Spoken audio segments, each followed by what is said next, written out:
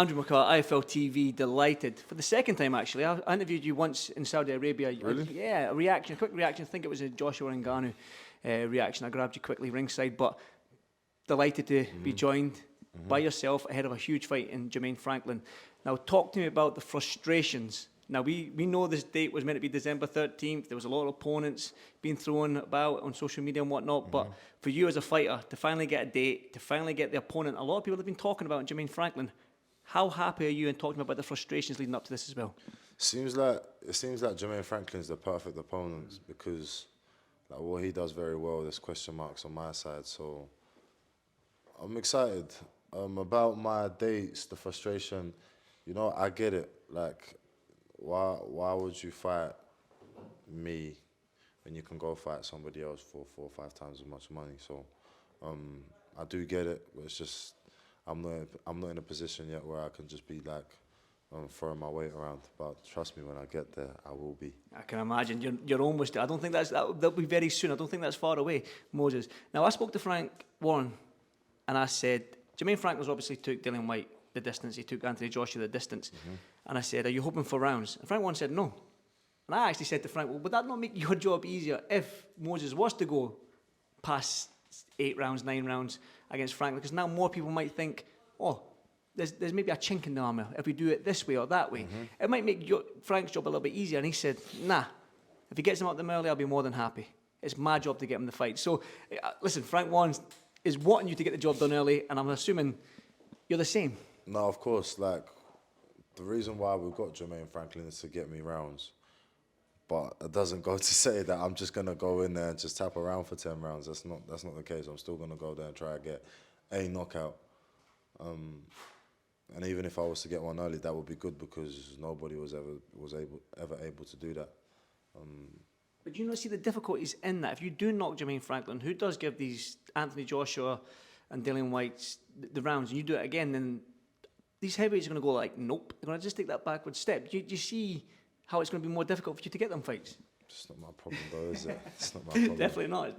That's your job to knock these guys out, of course. Obviously. But for you, is there a frustrating that for you to get these fights? Because you're sort of like on a trajectory that's going straight up. There's no sort of like gradual line. It seems like you're just going shooting straight up. So the names that have been thrown at you... The thing is though, it seems like that, but it took me 10 years to be an overnight success. So like the way you see it, like you see it go straight up like this. It was more like this for 8 years, and then it slowly went like this, and then it shot up. The hard work's been exactly, done. Yeah, exactly. Definitely. No, the hard work, we still got to do the hard work. No, yeah, obviously, but we've done the fundamentals already. When people say that they want to see your chin checked, they want to see you go for that adversary, they want to see how you deal with a cut, and all this sort of stuff. For you, what is that? When you hear people say that, I mean, TalkSport talk about it a lot, and I suppose we do as well. But they're paid to talk about it though. They're paid to talk about it. No? The reason why it doesn't is because A, they're paid to talk about it, and B, it's not for my ears. TalkSport's for the general public. So, they're not for my ears. They're not for my ears to listen to. The only problem that I have with it is the fact that the guys that are on TalkSport ain't actually professional boxers that actually know what it's like to be in the ring. They don't know nothing. They don't really know nothing about boxing, if I'll be completely honest. I don't mean that disrespectfully. They just kind of they are, like you said, pundits. But like, imagine if I just went to go comment on about golf. Can you play golf? No, no. I've never watched it. I can't. Nothing. I can swing a ball, but that's about it. Imagine if I go and comment on tennis, like brother. You know what I mean? And that's exactly what's happening with boxing. Like, a lot of guys, a lot of people are just coming into boxing and just start commentating on it. And now they're experts, and now their opinions are valid. But they haven't done anything. So, me, I'm doing the best that I can do with the platform that I'm given. Definitely. Now... So the fact is though, yeah, you know why I come across so dry in interviews? Why? is because I think you're quite smart. I think you're very the intelligent. reason why I do that is because if you argue with a fool, it makes two. And the problem is with boxing is that not a lot of people who are in this sport know about boxing. So that's why I'm just like, you're correct. Do you know what? You're right. Because I can't be bothered. I actually can't be bothered to ask my opinion, or correct my opinion, because another quote, you can silence 50 scholars with one fact, but you can't silence a fool with 50 facts. And even if I was to just shout out valid points, you guys don't want to listen anyway. So I'm just doing my thing. Do you know what I mean? And listen, it's amazing what you're doing, because a lot of people are on the Moses Itauma train. Now, I do want to pick up on something what October Red said about finding a younger fighter. And the reason why I'm asking this, she mentioned Justice Rooney and Itauma. Now, I done an interview with an American young heavyweight called Richard Torres Jr. I know Richard Torres Jr. So I done an interview with him. Olympian, right? Yep, Olympic silver medalist, exact same record as you, young, hungry. I mentioned you to him, and he says, why don't we get it on now? Why don't we get it on now? We're both young, win, lose or draw, we'll meet each other again down the line. And that's sort of piggybacking on what you said earlier, but he seems to be keen to come here to fight you. If you can't get the opponents, he was very, very eager, I must say, to face you. So, your response to that? So, as like I said to October Red, I said, like, in 5 years, the guys that are at the top right now, who are 30, 31, 32, 33, XYZ, they're not going to be here. Whereas the Richard Torres, the Terry Moana, the Justice Rooney, in 5 years, they're still going to be here. So the way I see it is that let me fight these guys first, and then in 5 years, when these guys are gone, and it's only us around, then we fight these guys. And then when we've all fought each other, we can fight the next crop of heavyweights that come up. So now I can fight 3 generations. Yeah. And that's the way I see it. But if Richard Torres wants to get it on, then I mean, I wouldn't say no. But it's just the fact that I'm like, why now? Why we've got so many other fighters to fight. But I guess the reason why he's gunning for me is because I got a bit of target on my back. Are you happy with that target on your back? 100%. 100%. But I'm not trying to fight the guys that are targeting me. I'm trying to fight the guys that I'm targeting. Does that make sense? Yes, and piggybacking off that then, for you though, how do you get those guys? Because you're going to have to bring something to the table. Because I'm looking at the I don't know, let's talk about the guys at the top, the Usyks, the Joshuas and all these guys. You're going to have to bring something that for them to fight you. I mean, they're not going to want to fight a hungry lion, 20 years old, that's gunning for the top, that's fast and ferocious. So what do you have to do as a fighter to bring something to the table for them to say yes? I'm going to answer that question. The idea is to get to a world title. When you get to the world title, you can call the shots. So Jermaine Franklin, he was kind of more of a learning fight. This is a learning fight for me. But the fights with Dillian Whyte, the fights with Dempsey McKean, they're the fights that got me up the ranking slowly, so I can get to the world title. And then when I'm at the world title, I can fight these guys like Ergoviches and all that. Those guys that you lot want me to fight.